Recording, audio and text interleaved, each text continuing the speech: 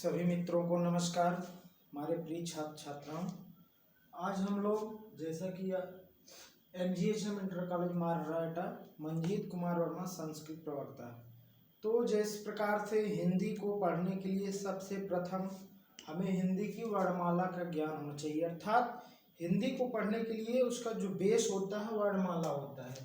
जैसे हम हिंदी की बेस में क्या होता है, वर्णमाला। अगर हम वर्णमाला को नहीं जानेंगे तो हम आगे उसके संधि और समास के विषय में नहीं बढ़ सकते हैं। उसी प्रकार संस्कृत में 14 माहेश्वर सूत्र हैं। अगर उसके विषय में जब तक हमें जानकारी नहीं मिलेगी तब तक हम आगे उनके संधि, समास, विभक्ति, कारक, प्रकरण जो कुछ भी है उसके विषय में हम नहीं जान सकते। इसलिए हमें, जैसा कि मैं आज संस्कृत से संबंधित व्याकरण को पढ़ाऊंगा तो उसका जो बेस है अर्थात मूल है, तो जैसे हिंदी में वर्णमाला है, संस्कृत में 14 माहेश्वर सूत्र हैं। ये रखें।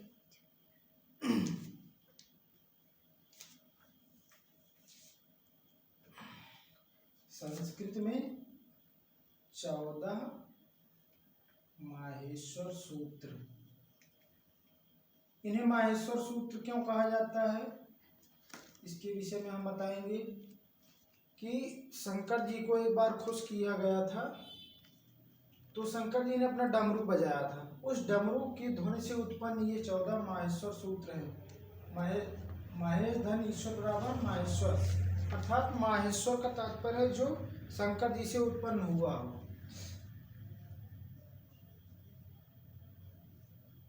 भीगा है क्या है, सूखा चाहिए, ये सूखा नहीं। माहेश्वर सूत्र यहाँ पे लिख देते हैं, माहेश्वर वो चल भी नहीं रहा है। सूत्र काफी दिन से रखे रखे ये मार्कर भी खराब हो गई थी। तो हम माहेश्वर सूत्र के विषय में सर्वप्रथम आते हैं। नंबर 1, 14 यहाँ तक आ जाएगा। आ, ई, उ, अड़ा। सभी माहेश्वर सूत्र का जो अंतिम वर्ण होगा उस पर ध्यान देना है। वो जो है हलंत होते हैं। हलंत का मतलब आधा, आयुण। इसी प्रकार से री,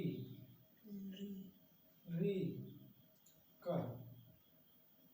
री, ए, ओंग, योंग, आई, औच, आई औच, हाया बारट, हा या वा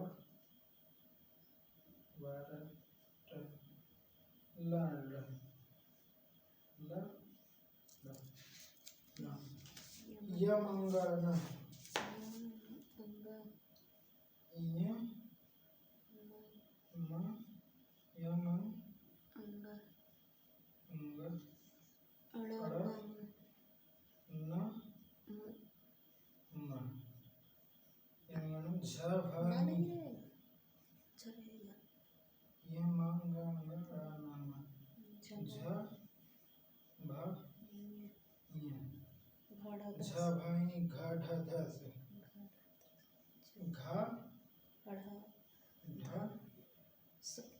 ध, सांद्रों में आवाज है, घ ढ ध से। अब इधर आ जाइए।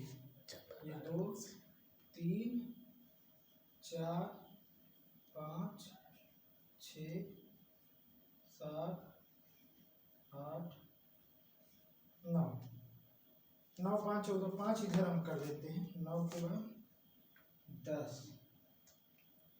घाट है 10। अब इसमें 10 में आ जाएगा जब ग द स, जब गाड़ा 10, 11 में आ जाएगा ख, छ,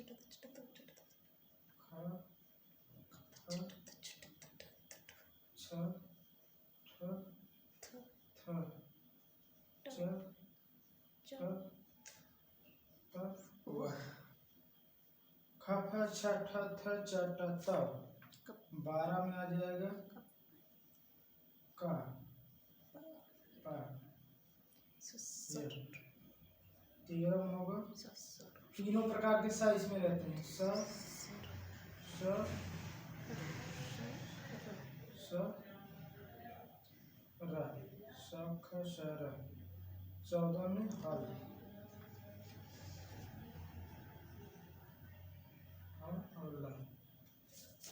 इसमें देखेंगे हा का द्वित्व हुआ है।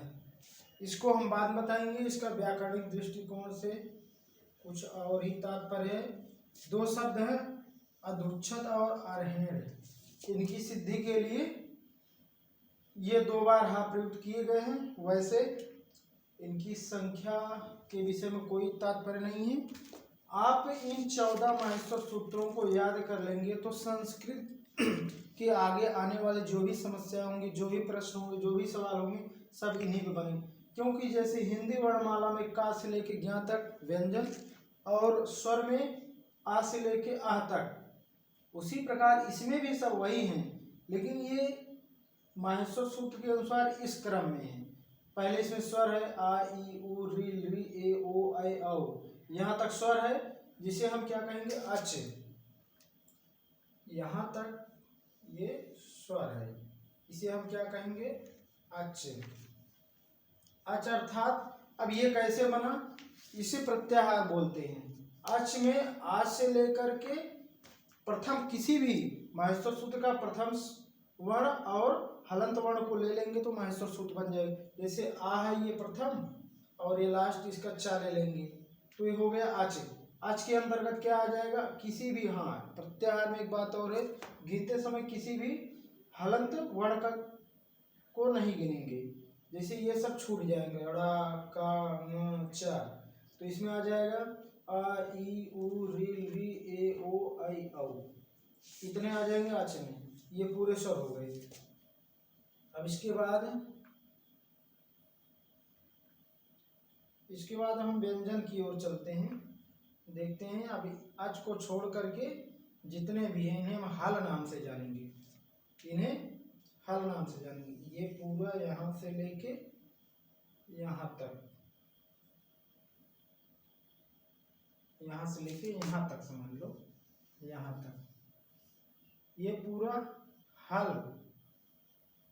अब हल के नाम से कैसे जानेंगे, पहला वर्ण हा है और लास्ट में भी हल है, लेकिन इसे नहीं लेंगे। ये वाला हा और इसका ला ले लेंगे तो जितने भी व्यंजन हा या व र ला य म ग ड़ न झ भ घ ढ ध ज ब ग ड द ख फ छ ठ थ च ट त क प। अच्छा ये अभी बनता है ये स श श हा। इतने वर्ण जो भी आएंगे इसमें 1 2 3 4 5 6 7 8 9 10 11 12 13 14 15 16 17 18 19 20 21 22 23 24 25 26 27 28 29 30 31 32 33 34 हल में अर्थात व्यंजन में इसमें 34 वर्ण आ रहे हैं। ठीक है, तो इन माहेश्वर सूत्रों को सबसे पहले याद करिए क्योंकि यही इसकी वर्णमाला, इसका बेस है।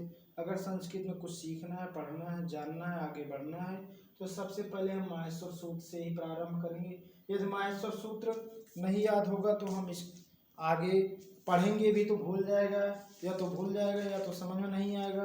क्योंकि जैसे अब हमें एक उदाहरण के तौर पे बताते हैं। जैसे पहली संधि है दीर्घ संधि। स्वर संधि में पहला आता है क्या, आता है दीर्घ संधि। उसमें दिया गया सीधा आकहा सवर्णे दीर्घा।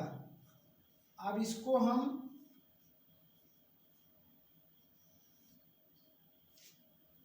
परिभाषित करेंगे तो इसी में परिभाषा छिपी हुई है, इसका सूत्र हुआ। सूत्र का मतलब जो छोटा हो, छोटे शब्दों में, कम शब्दों में अपनी बात को पूरा कह देना सूत्र का काम होता है। जैसे आका, अक जो है षष्ठी एक वचन का है, सवर्ण सप्तमी एक वचन का, दीर्घ प्रथमा एक वचन का है।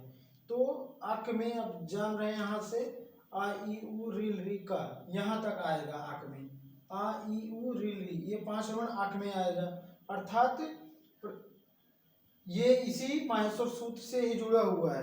अब अक ये प्रत्याहार है, कहने मतलब अक प्रत्याहार के बाद सवर्ण मतलब उसके समान आए तो उसका क्या हो जाता है, दीर्घादेश हो जाता है।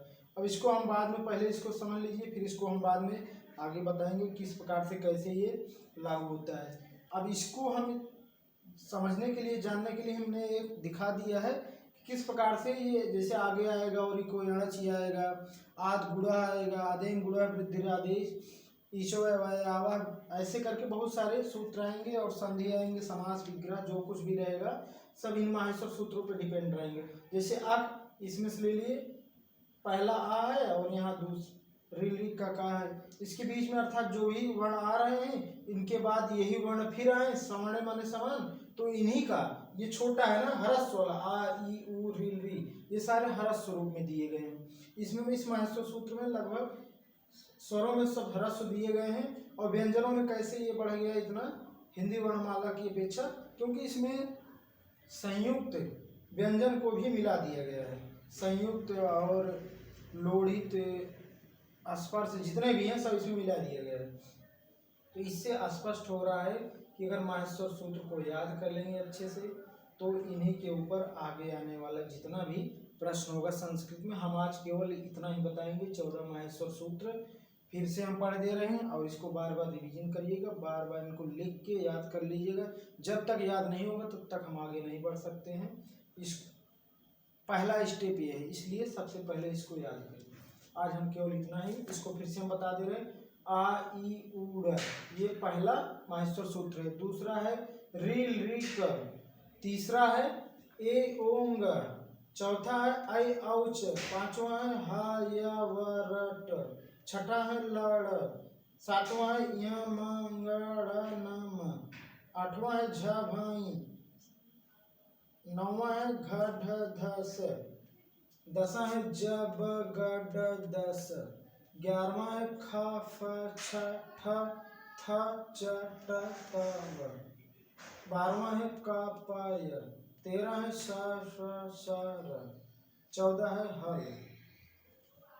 अब इसके आगे अगर ये समझ में आ जाएगा, याद हो जाएगा, तो कल हम थोड़ा से बता देंगे प्रत्याहार कैसे बनते हैं। प्रत्याहार का सूत्र है आदि अंत्यन संहिता,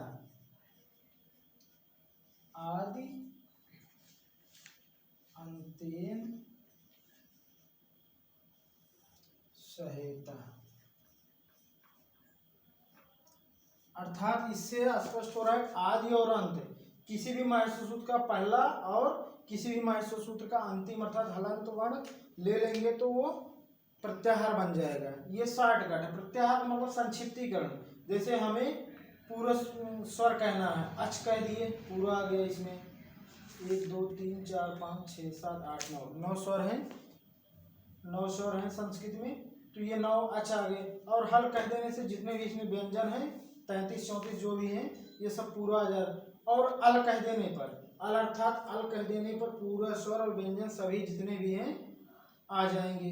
इस प्रकार से हम आगे और जितने भी आएंगे इनके प्रत्याहार, इन माहेश्वर सूत्र प्रत्याहार और इसका विश्लेषण, इसका संक्षेपीकरण, इसके माध्यम से हम आगे जानेंगे। तो आज बस यहीं तक दोस्तों। आगे कल से इसकी प्रत्याहार के विषय में और इससे संबंधित जो भी प्रश्न, संधि है, समास है, विभक्ति है, शब्द रूप, धातु रूप और उपसर्ग है, प्रत्यय, जो भी आपके सिलेबस में होगा, ये हमारा सभी कक्षाओं के लिए, चाहे वो जूनियर के हों, 6 7 8 9 10 11 12 सभी कक्षाओं में ये काम आएगा। अर्थात इस संस्कृत का बेस है, इसलिए सबको पढ़ना जरूरी, इसलिए हमने कक्षा, इसमें कोई विशेष कक्षा का नाम नहीं डाला है। तो ये सबके लिए है। धन्यवाद।